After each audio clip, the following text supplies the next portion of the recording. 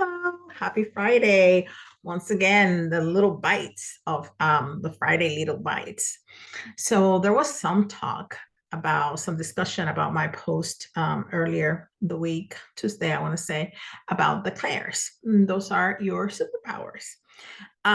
Because all your psychic skills come through your nervous system, your five senses, your eyes, your smelling, your taste, your feeling, all of it. And those are your superpower, your clairs, the way that you get the information. So let's talk about that.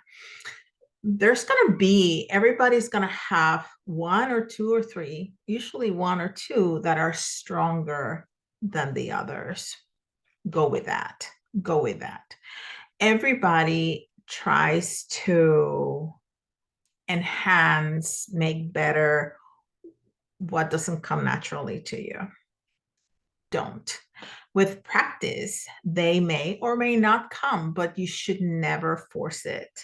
It's like, I'm really good at cooking, but I want to be an excellent pianist. So I'm going to harp on my piano until I become Liberace. Well, there's just one Liberace. Go with what you know, go with what comes naturally to you. Because if spirit, if the universe, if consciousness wants you to enhance your other abilities, your other clairs, they will come in time when it's appropriate for you and for the collective. So just go with it. Just go with it. Now, one of the things that I tell my students, especially the mediumship students, because everybody's trying to hear or see, it's almost forcing it. The way that the universe, the way that spirit communicates with us is very, very, very, very subtly. Okay. And most of the time, you're not going to see spirit with your eyes or hear them with your physical ears. You're just going to see an image in your head, very much like when you're visualizing something or imagining something. And you're going to hear a sound and you're going to be like, did I hear that? Or did I imagine that? That's the way spirit communicates with us. And that's okay. So it's very subtle. That's why meditation and things like that, that quiets the mind, it's so important. Because if we have all this noise in our head, we're not going to hear spirit.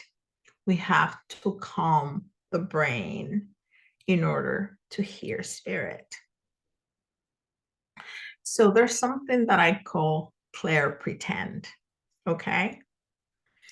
And this is something that I made up. But it's quite interesting because when, especially for my mediumship students, people are like, they close their eyes and they're like, I don't see anything.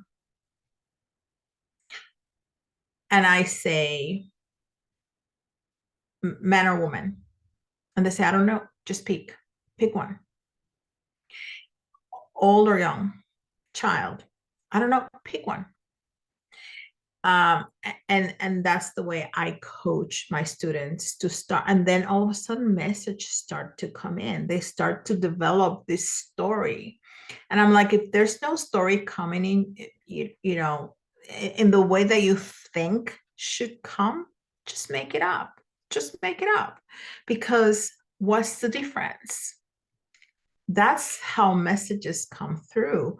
You have to learn to trust the process. There was a very interesting experiment that was done, I think in the UK. I have to look it up. But I read this several years ago, where they had this group of scientists, right, that wanted to disprove psychics.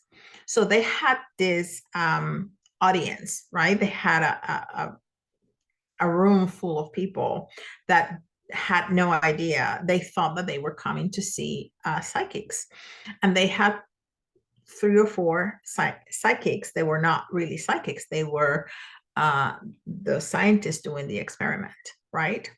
And they just came in and started to pretend to be psychics and just make up stories. And they will pick up people and say, your grandmother or your father or your sister or your daughter or whatever, just make up stories. What happened is that they ended up giving actual readings because they weren't worried about, they thought they were making it up. They thought they were making it up. So they just went with the flow. And what was happening is that they were receiving messages from spirit. But they weren't worried about it. They weren't, thinking that I'm not good enough. They weren't thinking I'm going to mess up. I'm going to give the wrong message, because they totally felt that they were making this up as they went. Even some of them had made up stories beforehand about the people, about the stories that they were gonna give to people, which is incredibly interesting. It's called pre-linking, and some psychics do that. I do some pre-linking, but I try to give most of my reading in person as the sitter is sitting in front of me. But they weren't worried about it. So all the messages were flowing through very nicely. Now, when you're trying to be a psychic, when you're trying to be a medium, you are worried about it. You don't want to look stupid. You want to give people the right information. There's all this noise in your head preventing you from the information flowing from you. So, imposter syndrome is a thing. It's a thing, and everybody feels it. I feel it every once in a while, more than I would like. Yes. But you need to trust the process. The moment that I decided, it didn't matter how convenient, how